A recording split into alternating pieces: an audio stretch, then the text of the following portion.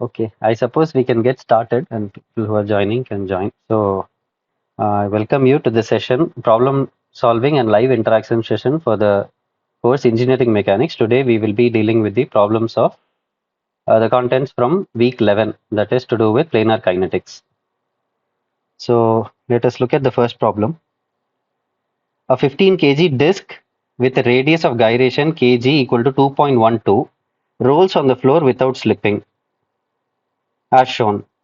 What is the magnitude of the angular acceleration of the disk in radians per second squared? So essentially what we have to do in these problems is we should first separate out a free body diagram and the kinetic diagram. First we identify the nature of the motion, then we draw its free body diagram and kinetic diagram, and then go about relating each and every quantity. As opposed to what we have in statics, the right hand side won't be zero here naturally. So that happens to be the only difference. So let us look at the free body diagram. First, we know that it is rolling without slipping, so it is a case of general plane motion.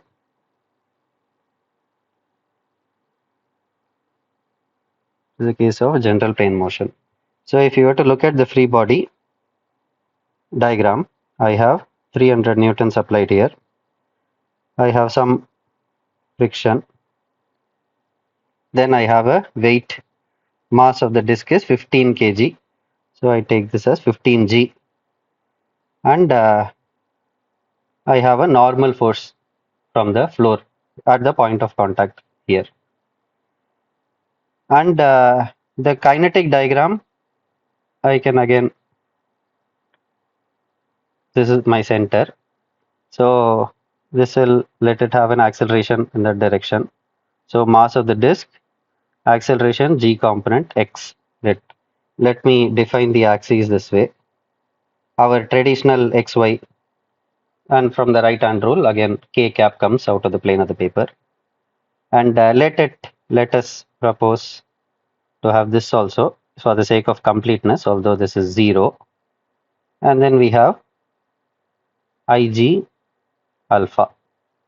So these are the three components. So now that we have written the clearly demarcated the nature of motion, and we have written down the kinetic and free body diagrams, it is just a matter of summing them up. So sigma fx is, from the kinetic diagram we have magx bar. Likewise, sigma fy, Mr. Saptarishi, you have any questions?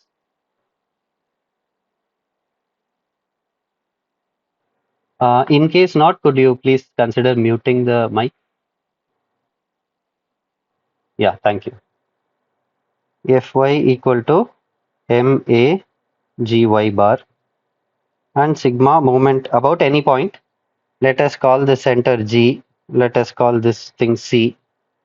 So about G, if I take, it will be Ig alpha, or if I take it to be sigma moment about C, I will have Ig alpha plus component due to these things also. But clearly y is passing through that point only, so I may as well avoid writing that.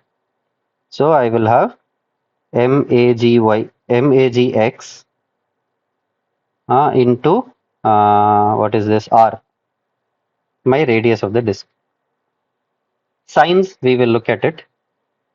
So okay, so let us take moment about point C first. If we look at this free body diagram and take moment about point C, what would we get? We will have minus 300 into r. What is radius of the disk is 3 meter. R is given to be 3 meters. So this we have, r is given to be 3 meters. Okay, so this into 3, it is Ig. What is Ig?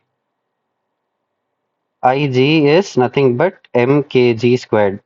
Kg is given, so it is 2.12. So Ig is mass 15 into 2.12 squared into alpha, and this will be negative because it is minus k cap. And then we have, this also will come out to be negative if we take the cross products, but I'll simply write it as negative. So 15 kg into AGX x bar into R. R is 3 meters. Okay. Now we have one qualification in the question saying that it is rolling without slipping.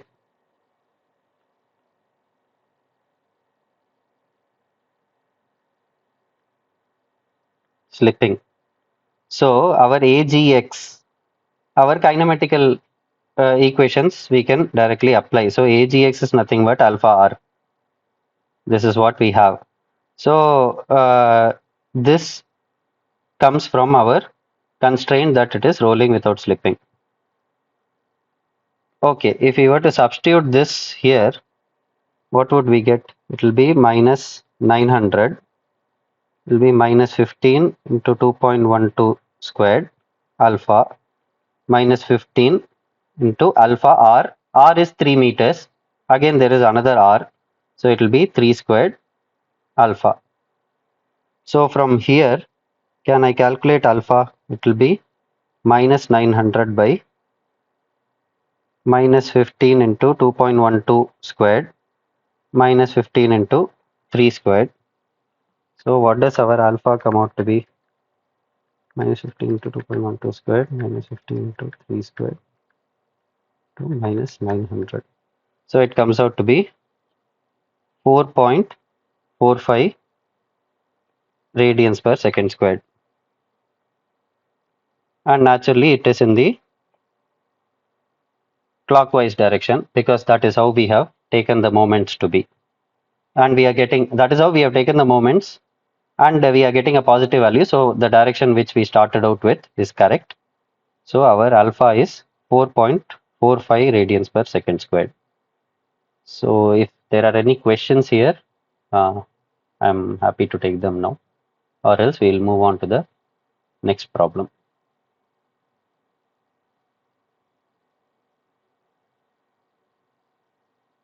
Okay, so I take it that it is clear. So let us look at the next problem. Let me add one sheet here. Yeah. So 15 kg uniform bar with a radius of gyration kg is given to be 2.17 is acted upon by two forces as shown. Determine the magnitude of angular acceleration of the bar is what we have been asked. So likewise, this again, if we see, this is undergoing general plane motion because this will translate as well as rotate. So it's a case of general plane motion. So let us draw the free body diagram. I'm sorry. Yeah. Okay. So I have a,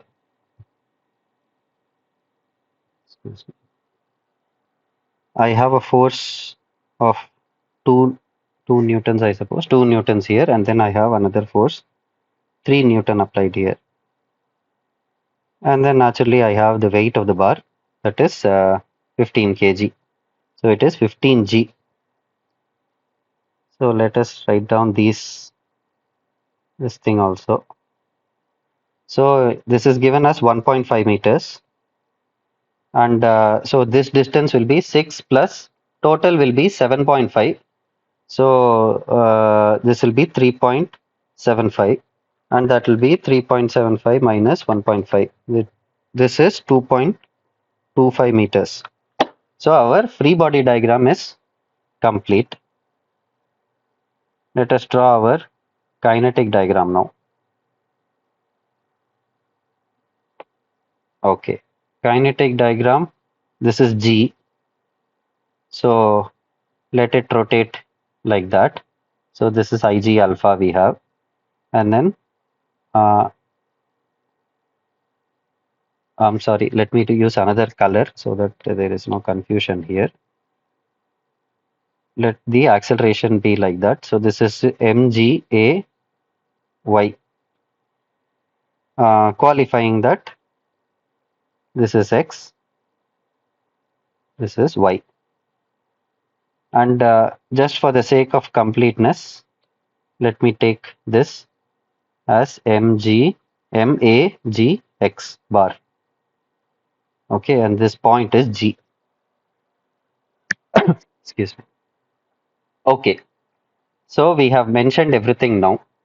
Now it is just a matter of adding them up. So sigma fx, first let us take, is MAGX bar from our kinetic diagram and free body diagram. So there is no force here in the horizontal direction. Weight is 15 AGX bar. So this naturally gives AGX bar as 0. Okay. Actually, we have been asked only for the angular acceleration. So we may as well go straight to it, but just for the sake of completeness, why don't I do this? Mg, moment at G, is Ig alpha. And since the accelerations in the kinetic diagram are about G only, so essentially there will be no other component. So what is my moment mg? From here, if I were to take the moment, it is minus 3 into 2.25. It is in the anti-clockwise direction. Then 15g has no component about g, r is 0. Then I have plus 2 into 3.75. So this is my total moment that is applied. And this is equal to Ig alpha. Naturally, alpha, I have taken it to be clockwise. So minus Ig, what is this? Is kg, m, Ig is m kg squared. Okay, so m is 15, g is kg is 2.17 given, squared alpha. There's nothing else left. So this is minus 3 into 2.25 plus 2 into 3.75 divided by 15 into 2.17 squared. So this comes out to be 0.0106 radians per second squared in the direction that we have considered, which is clockwise. So our answer here has been asked in minus 10 power into 10 power minus 3. So naturally we will multiply this by 10 power 3. So we will get it around 10.6 e minus 3 radians per second squared. So our answer is this, this 10.6. So 10.6 radians into 10 power minus 3 radians per second square is our angular acceleration. Likewise, if we do the sum total of the horizontal, okay, why don't we do that also? Sum total of Fy is MAGY bar. So Fy, it is 3 plus 2 minus 15g is equal to mass into AGY bar. That is subscript. So I hope there is no confusion. Let me write it clearly. AGY bar. So my AGY bar is nothing but 5 minus 15 into 9.3 plus 2 minus 15 into 9.81 divided by 15. So it comes to a negative value of minus 9.476 meters per second squared. So whatever we have assumed the direction, that needs to be reversed. So weight is overpowering the load here, so it will be going down and rotating at that time. So I hope this is clear. So in case there are any questions, I'm happy to take them now based on what we have discussed.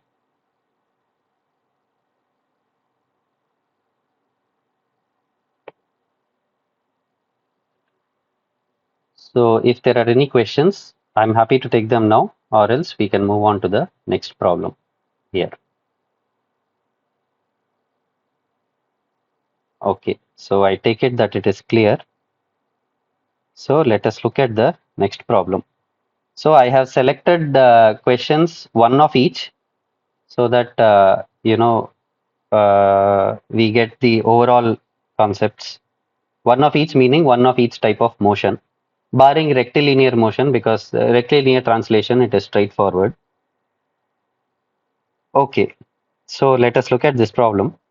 A 2.5 kg pivoted wheel pivoted about this point. Okay, so we have a hinge there. So it is pivoted about the center.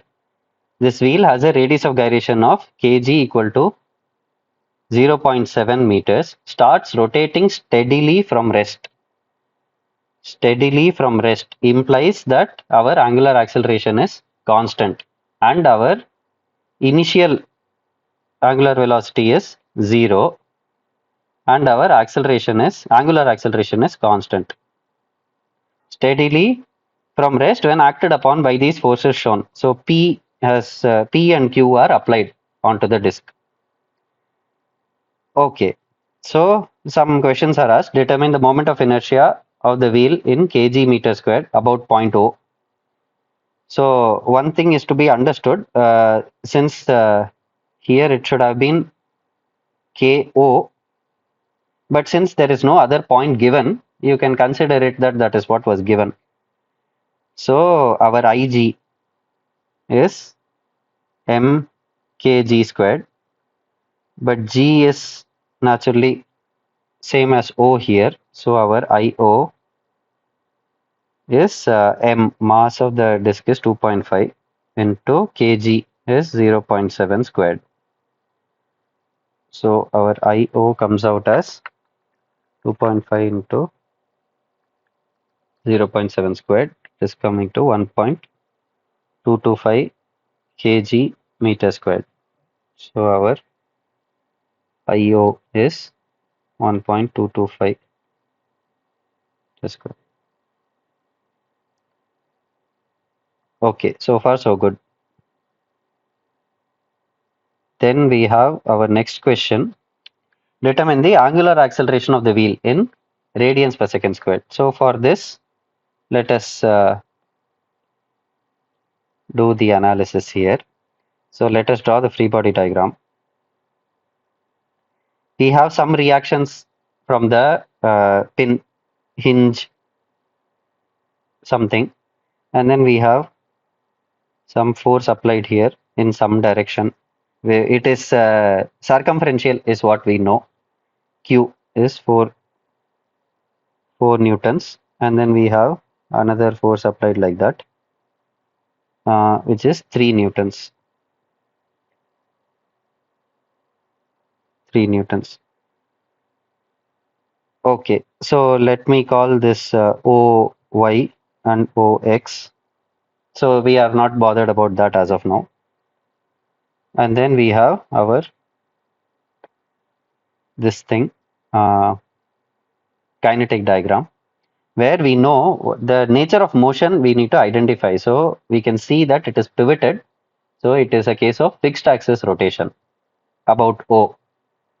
So naturally there is no translation. So there will be no translation components, kinetic components. So we will only have one Ig alpha. Okay. So that in essence, if you see, our Ig alpha is the only component that is acting. MAGX, MAGY would have to be zero necessarily, because it has to be in equilibrium because it is pivoted about that point in translational equilibrium, which is how we will actually see how these reactions come about. This is just a statics case. We have a sum total of forces applied, but it doesn't translate. So essentially our right hand side is zero. So we can calculate the unknowns from the left hand side, which we have been doing many times. We have done that many times in statics. Okay. So our angular acceleration is what we are asked here.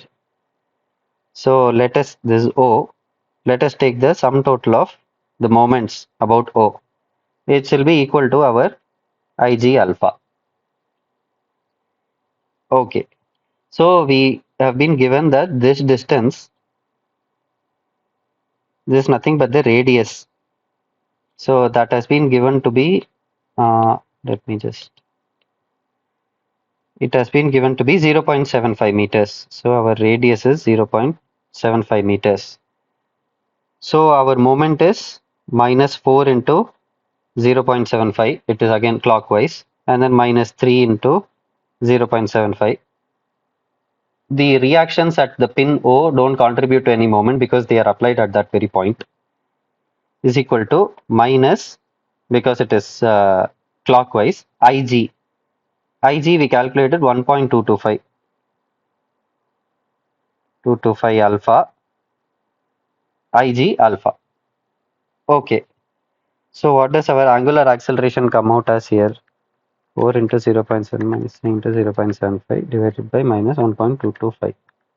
It comes to 4.285, 4.286 radians per second squared.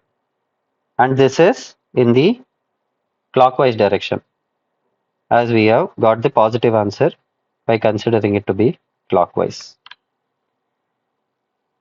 Okay,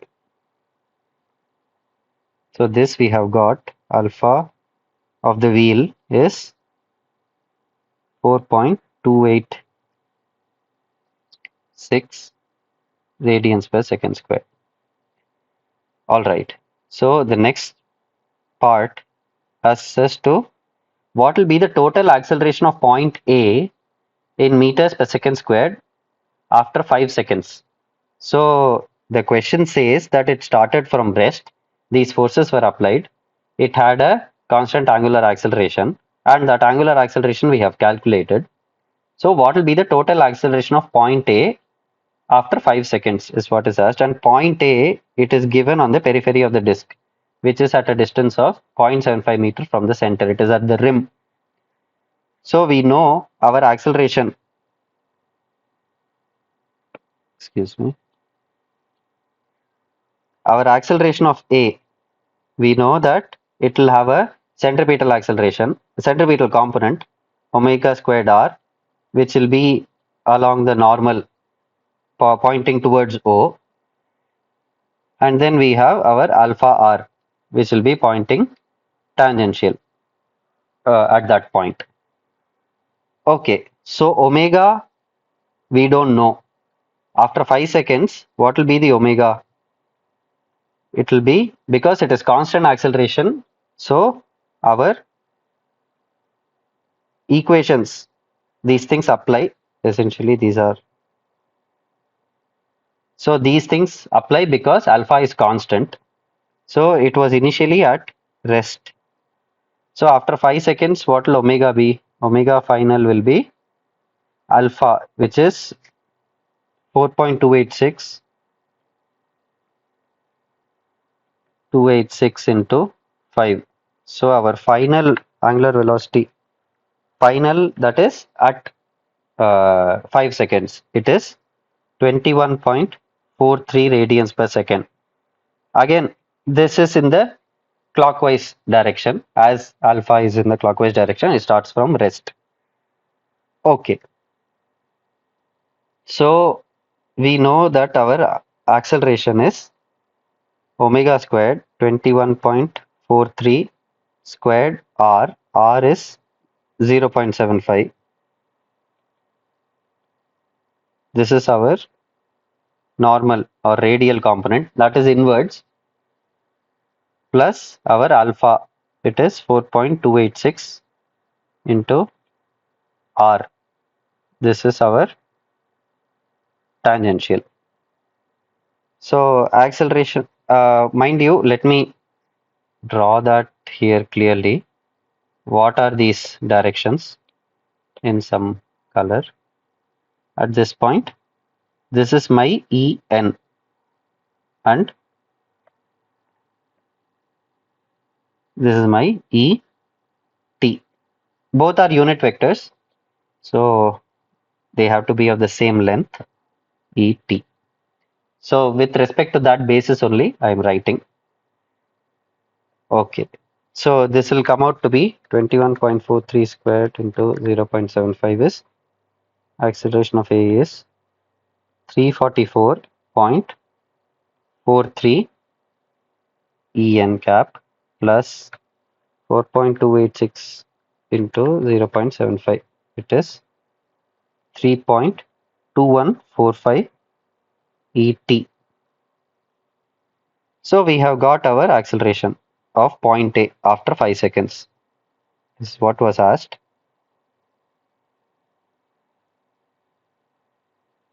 Okay. Total acceleration is asked. So we essentially have to take the magnitude of this. So acceleration of A magnitude will be 44.43 squared plus 3.2145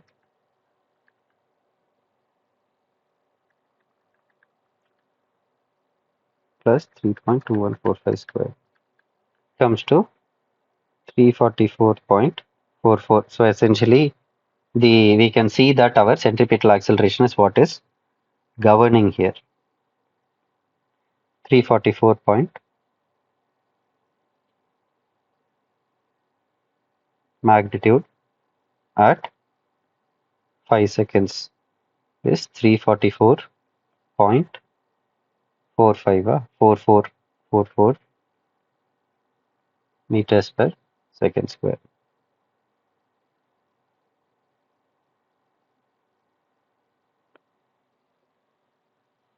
Okay, so if there are any questions, I'm happy to take them now. So if there are any questions based on what we have discussed, you can take them now. Otherwise, I'll move on to the next problem here.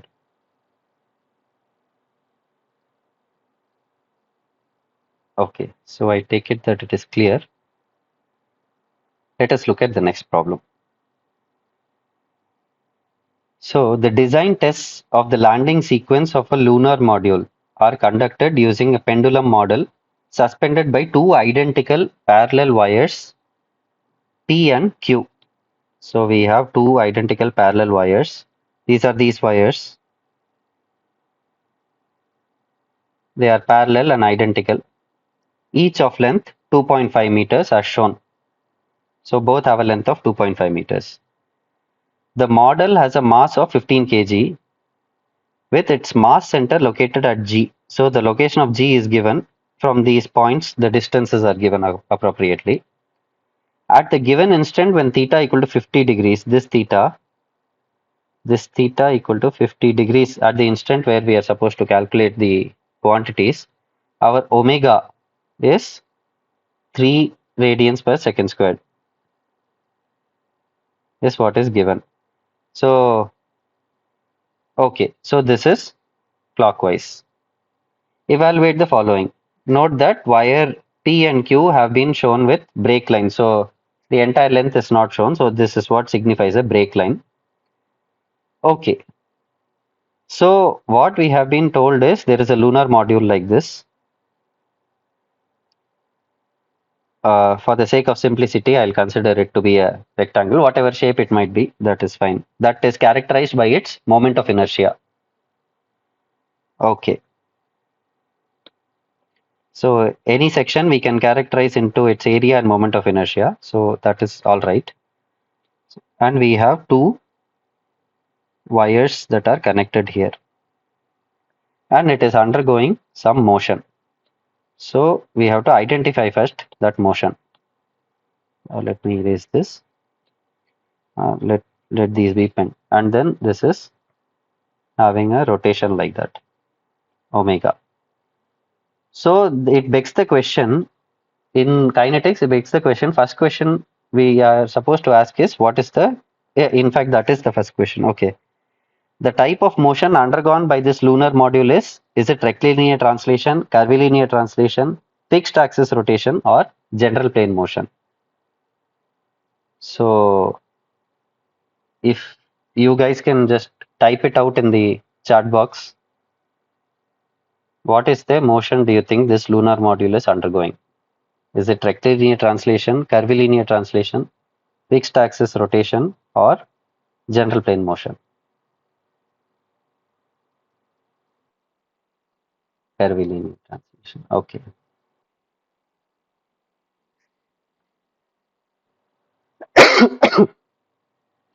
Yeah. So essentially, our module is undergoing curvilinear translation. Why? Because we have two parallel links, and then the velocities, if you see, this will be undergoing a motion with its center at this point, with its center at that point.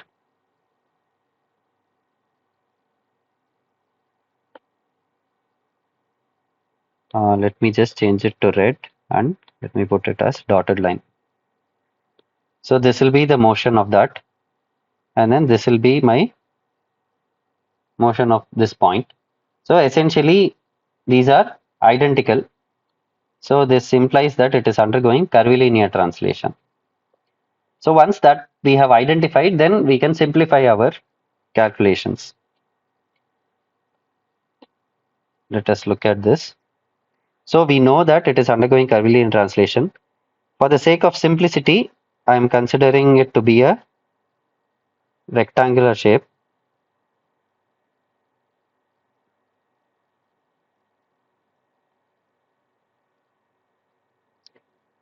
Okay, so let me draw the free body diagram. I have tension in, which was the wire there, was Q, tension in Q. Then I have tension in P. I have, of course, I have the mass. Mass is given to be 15 kg. Oh, it's a coincidence that all our masses are coming out to be 15. But anyway, this is 15 kg. So 15g is my free body diagram. We have accounted for everything else. We have accounted for everything. So likewise, if I draw my kinetic diagram, it is undergoing curvilinear translation.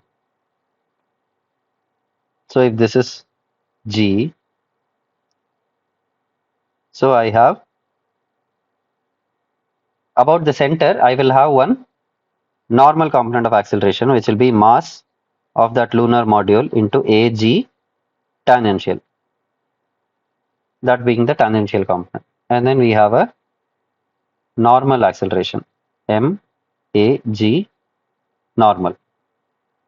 Ig alpha is 0 because it is not rotating. It is a case of curvilinear translation. So essentially the body will not rotate, which you can also think of. That is the reason why the question did not bother to mention the moment of inertia of that section. So it is not required. Anyway, even if it is mentioned, it could be mentioned in some cases, but still it may well be curvilinear translation. So one is expected to identify that correctly. Okay, so this is our point G. And then let us also fill in the 0.3 to 0.36. So our this distance is 0.36 meter, 0.32 meter, and again these two are same. And what is this angle? This angle is given to be 50 degrees in the question itself. So this is 50 degrees. Naturally, this becomes 40. So we can also resolve our forces. Let me just erase the weight here, and then let me write the resolved components.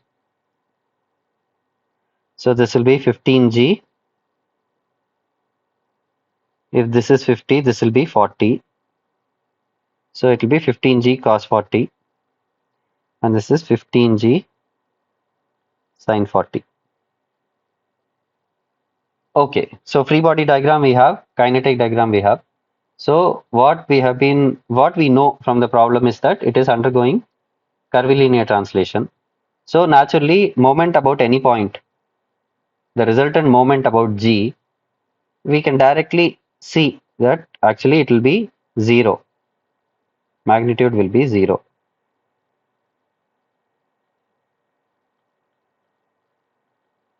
No rotation. So that gives us one key equation. Let us write moment about G. Summation of moment about G is equal to Ig alpha.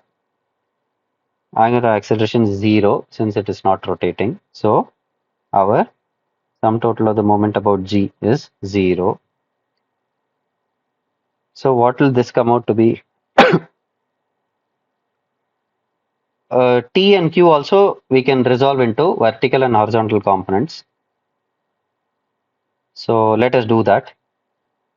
So this will be TQ sine 50 into 0.32, and this will be a negative moment. The vertical component will create a negative moment plus TP sine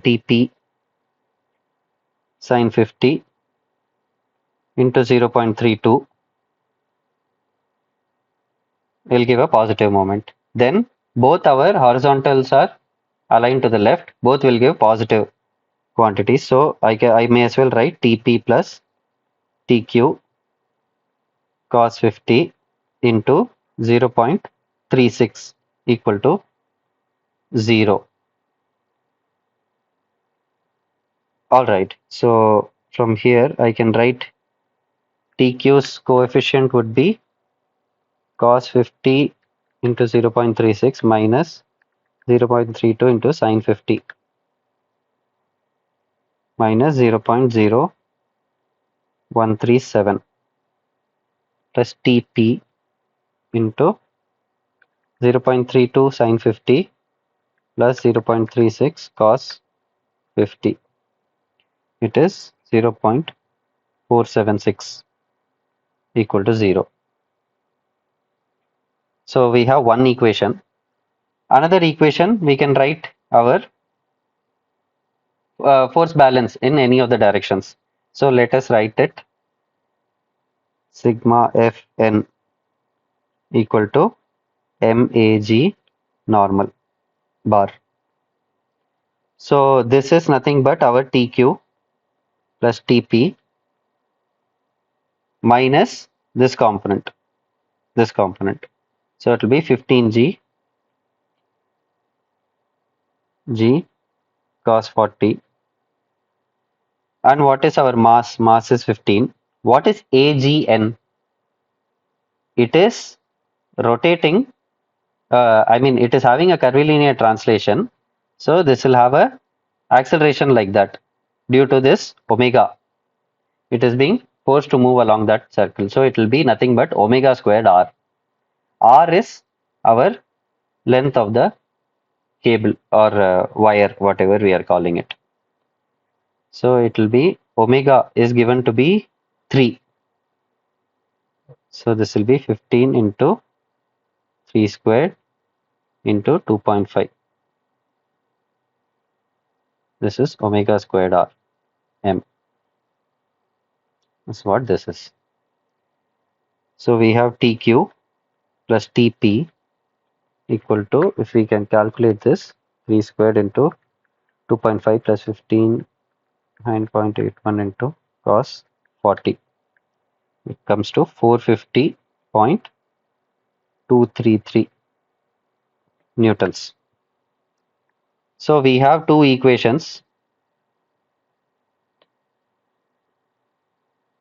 We have two equations and we have two unknowns.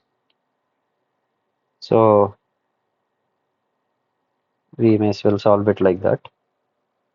61 minus 0.0137, 0.476, 1, 1.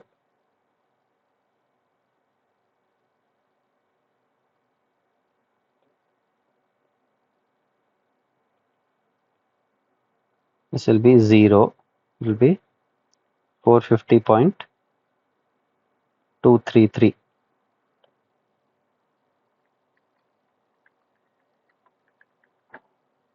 Let's see, 450.233.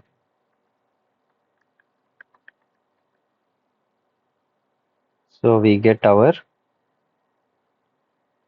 TQ, TP. We just have to invert the matrix and multiply it, it comes to 437.64, and the other one is 12.595, 12.6 newtons.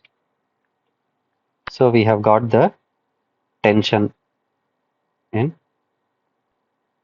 both the wires. TQ is 437 point, what was it? 63.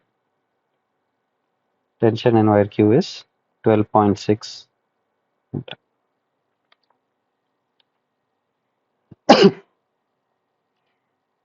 Likewise, we can calculate our acceleration in that direction also.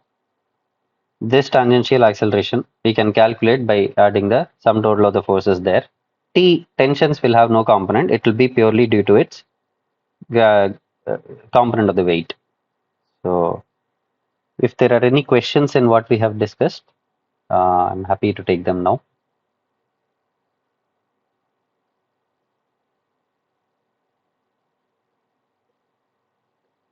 Okay, so I take it that it is clear.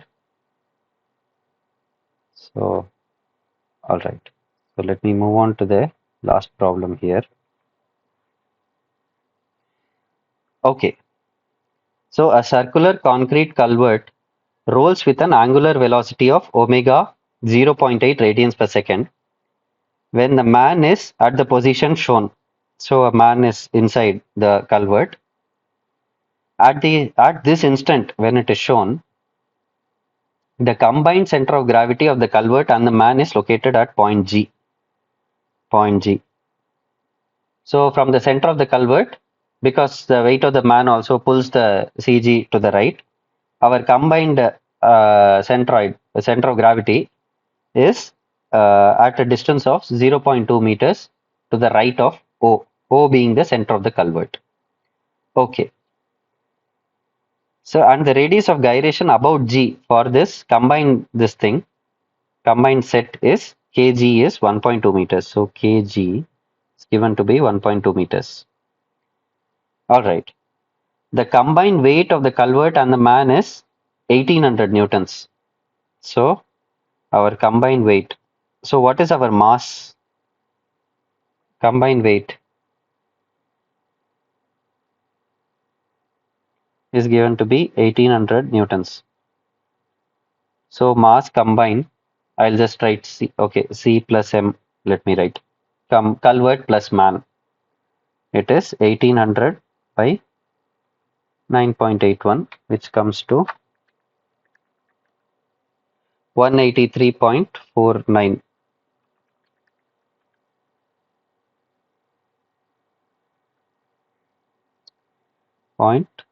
0.49 kg.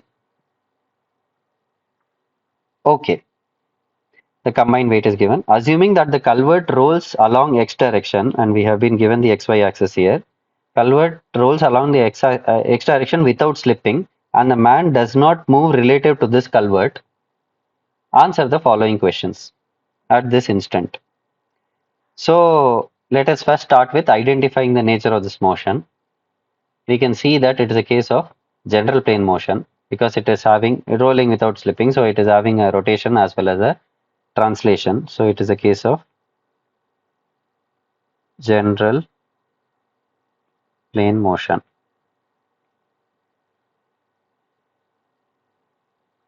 Okay. So let us look at the question. The type of motion undergone by the culvert is I didn't realize that this question was already there. So anyway, we have already got the hang of identifying what kind of motion this is. So it's a case of general plane motion.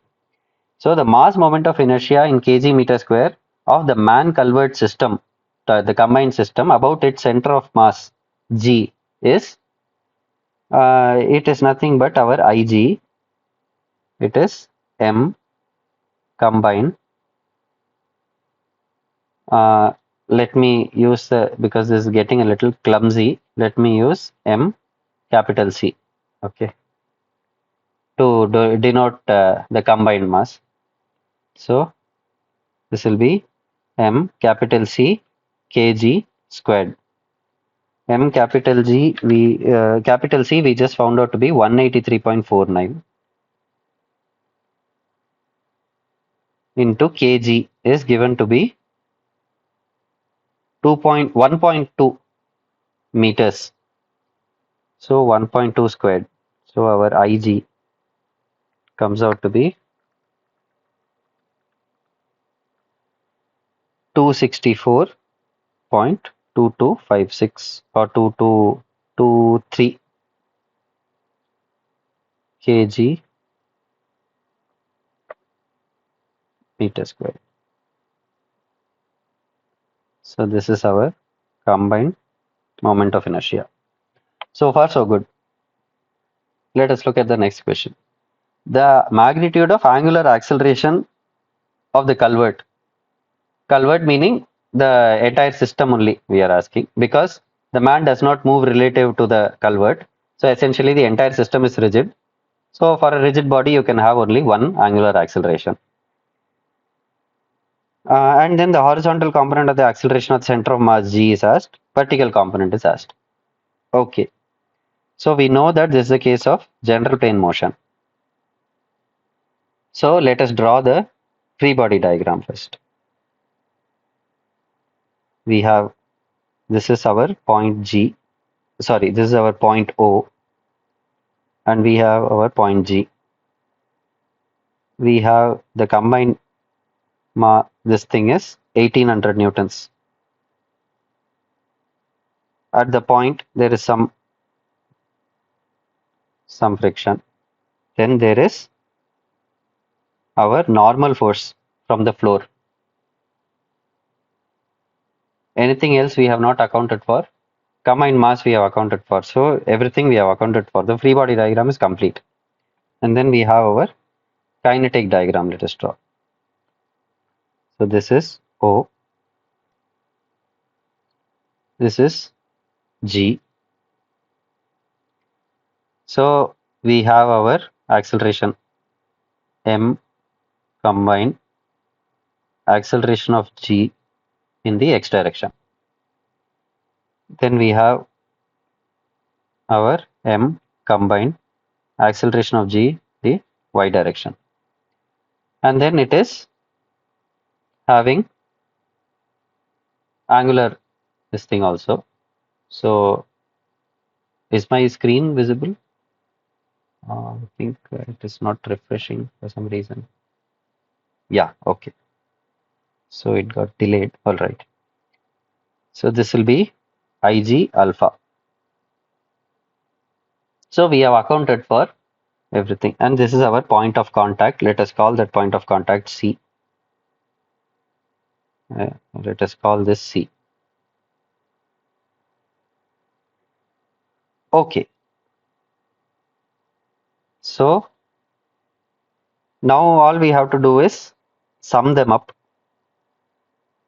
So sigma fx equal to m combined ag x bar.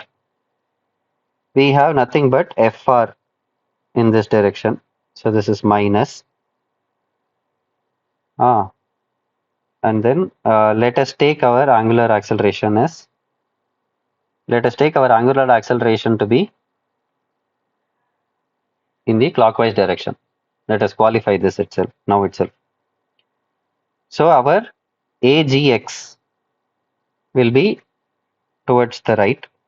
So MAG x bar.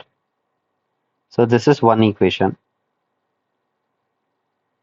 Now our y equal to m combined AG y bar.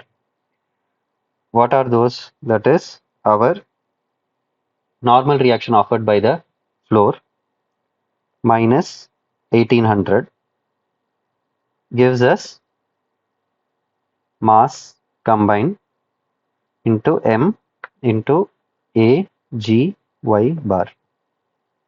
This is our second equation. Third equation also let us write. It will come from moment equilibrium. Sigma m about g is nothing but our Ig alpha. Okay, so if we were to take the moments about G, we'll have Fr. Instead, what we can do is let us take our moments about O, because even in the first problem, when we saw rolling without slipping, we took the moments about the center. Let us take them about a different point. Moment about O is equal to Ig alpha as usual, plus we will have components due to our these forces also will create a moment. The components of them will appear there. Okay, there is one issue here. It will lead to more calculations. If we take moment about O, we can from here itself we can see that Fr will have a component there. So will 1800. If we take moment about O, Fr will have a component, 1800 will have a component. If we have moment about G, N will have a component, Fr will have a component. Whereas if we were to take moment about C, we can see that on the left side only 1800 will have a component, because Fr also passes through that point, N also passes through that point. So this we should, if we want to cut down on our calculation, this we can quickly identify. Taking moment about which point will lead me to, because it is to be noted that Fr and N are unknown at this point. So if we have equations in terms of unknowns, we will have as many unknowns are there, so many equations we will need in order to solve. So if I take moment about C, I have a known quantity of 1800 creating a moment, and I will be able to solve it conveniently using a single equation rather than going about solving it in a lengthier manner. So this will lead, this is fine. So let me take moment about C instead. Moment about C will be Ig alpha plus M A G X bar plus M into what will this be? It will be the radius of the disk. And then this will be M C A G Y bar into, this will be that 0.2. It is to be noted that we have not yet accounted for the signs. The sign we have to account for it properly. Okay. So taking the moment about the free body diagram, if I take moment about C, I can see that 1800 will have a clockwise moment. So it will be, okay, anyway, this will be minus 1800 into 0.2. And then we have Ig alpha. Alpha is clockwise, we have considered here. This we have considered it to be clockwise, so it is negative. So our Ig, what was the value?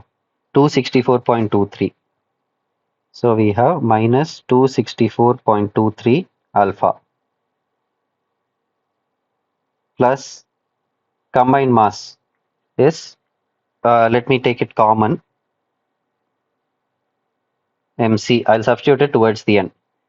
I have R. R is radius of the culvert is given to be 1.4 meters. So it is 1.4. This will also create a clockwise couple. So this will also be negative.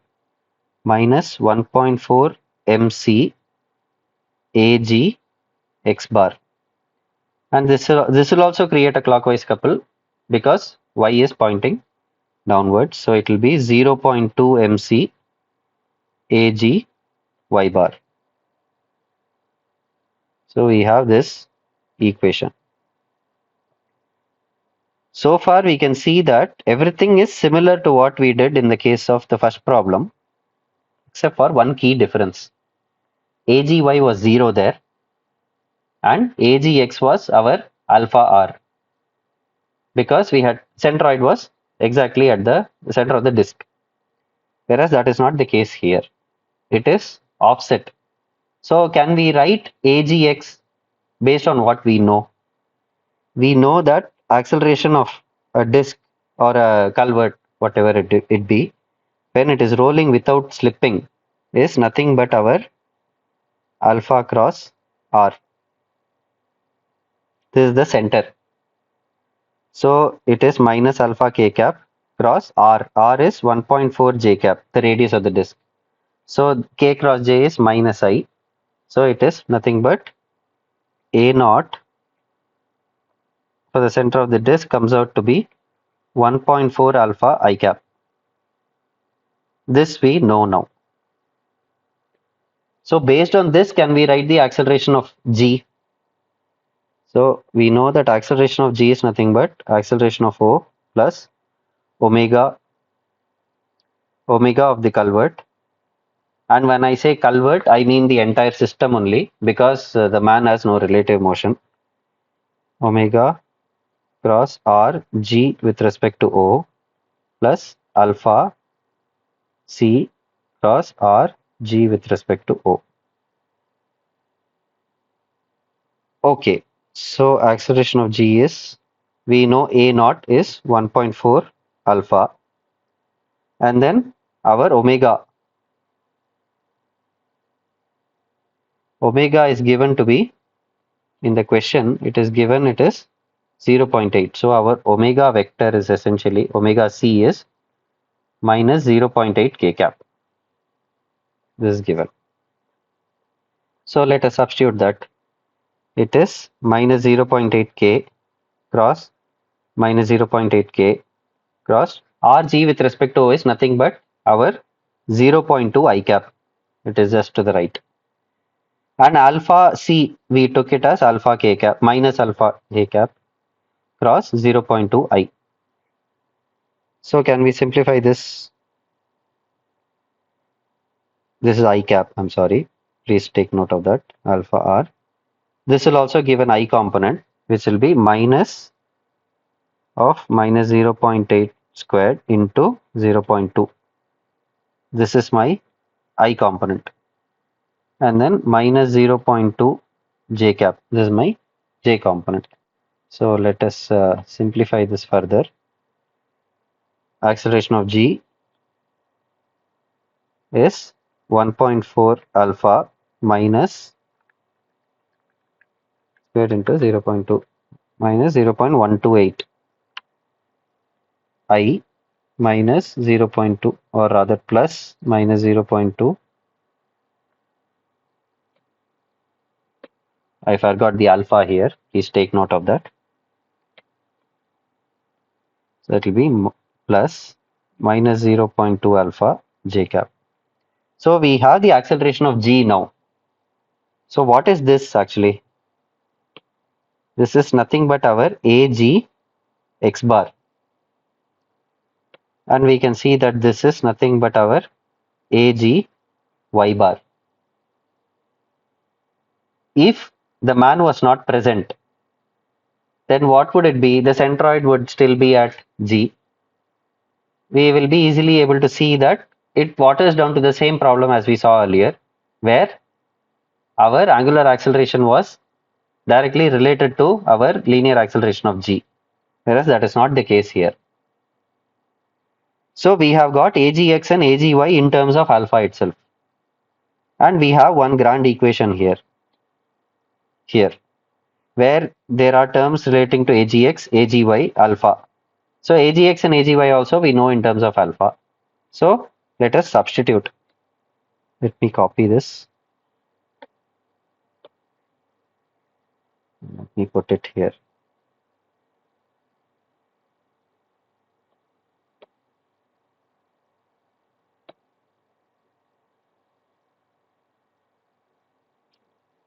So this is my equation. Okay, so this is minus 1800 into 0.2. It is minus 360 equal to minus 264.23 alpha minus 1.4, or rather let me take this common, minus mc common. What will this be? This will be 1.4 ag x bar plus 0.2 ag y bar. MC I'll substitute it towards the end. So this is minus 360 is minus 264.23 alpha minus m combined into 1.4. What is AGX? We saw here it is again 1.4 alpha minus 0.128 plus 0.2 into minus 0.2 alpha. Okay, so this is running into several pages, but that's fine. Minus 360 is minus 264.23 alpha minus MC into 1.4 squared is 1.96 alpha minus 0.1792 minus 0.2 0.04 alpha. So let us substitute for MC. MC we had got it as 1800 by 9.81. 1800 was the sum total of the weight. So it is 183.486 kgs. So this is 360 is equal to minus 264.23 alpha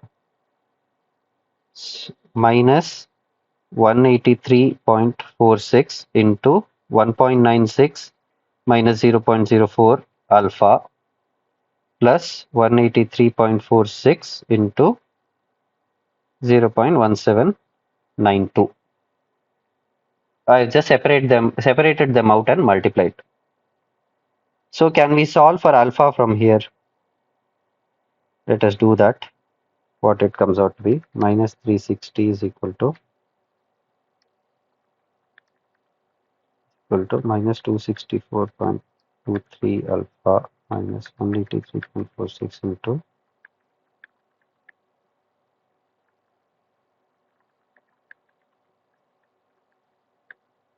I'm getting alpha to be 0.64637 rather 637 radians per second squared.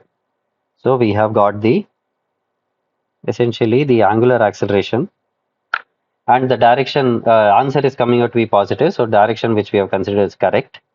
So our of the culvert is minus 0.637 k cap. This is the vector. Okay. Now that we have got this, let us look at the question further. 0.637 is what we have got.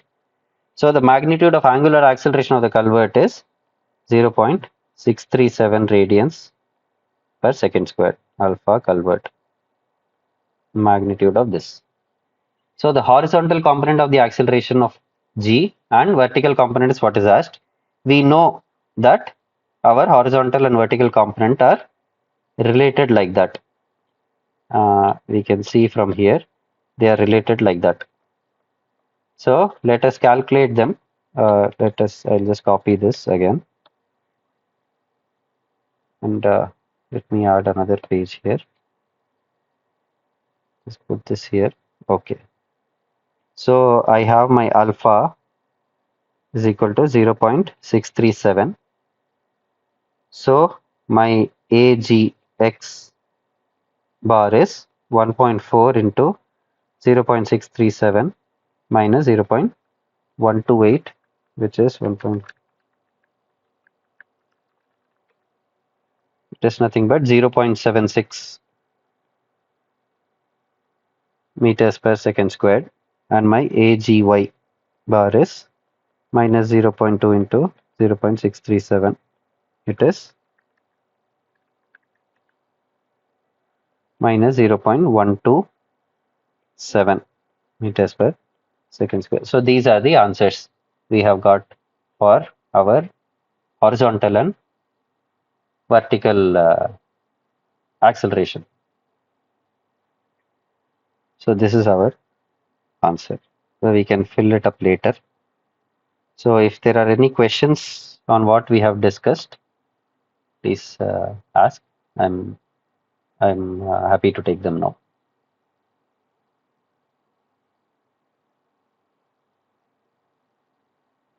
Okay.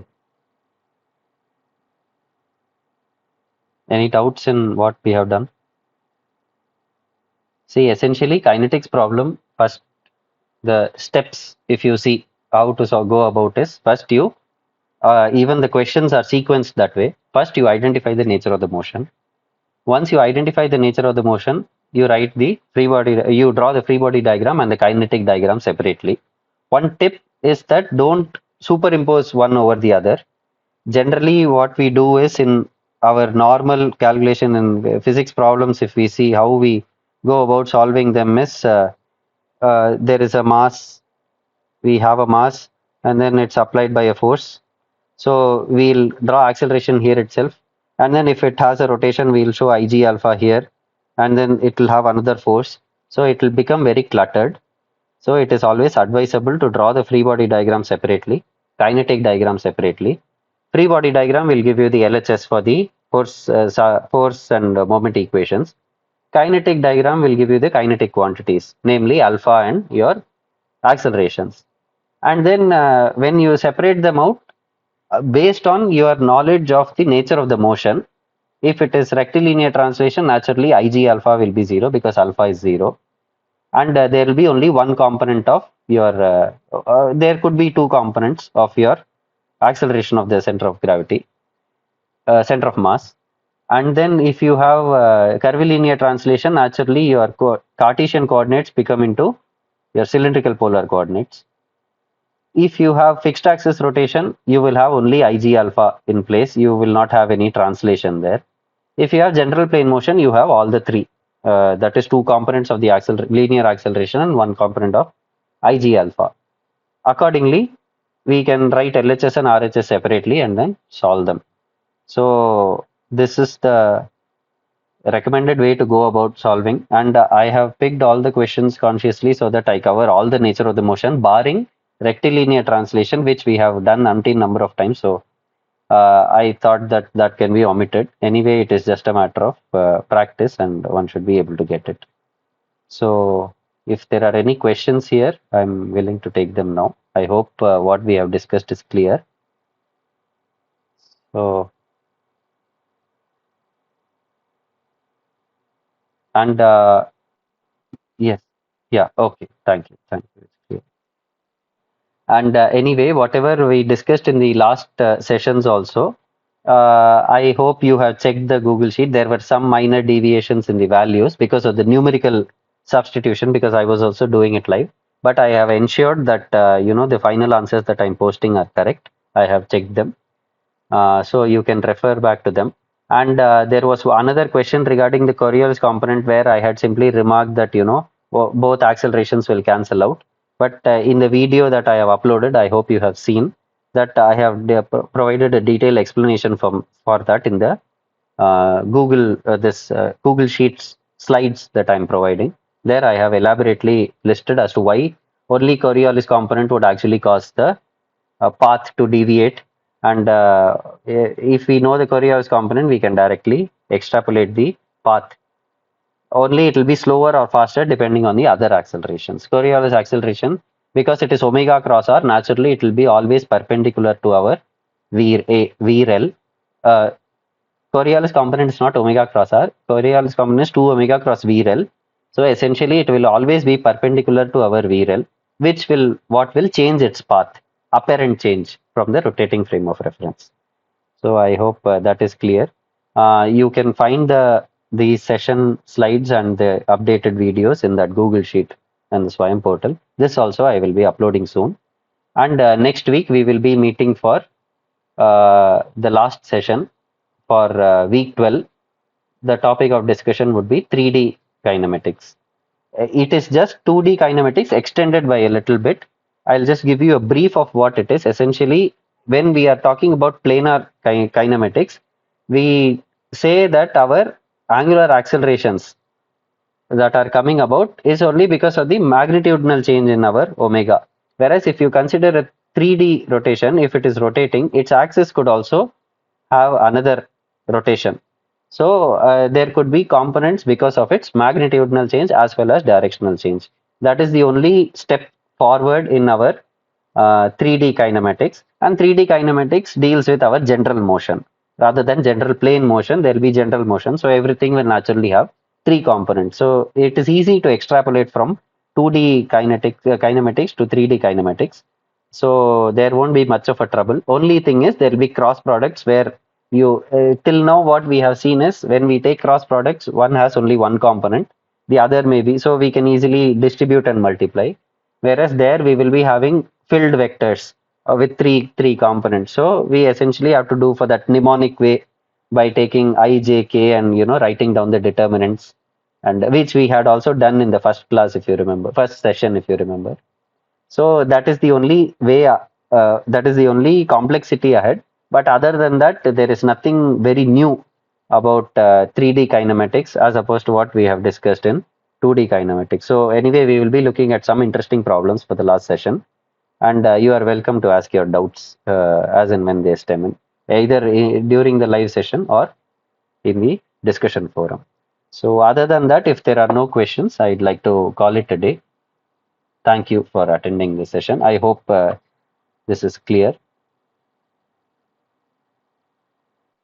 Yeah, thank you. Thank you.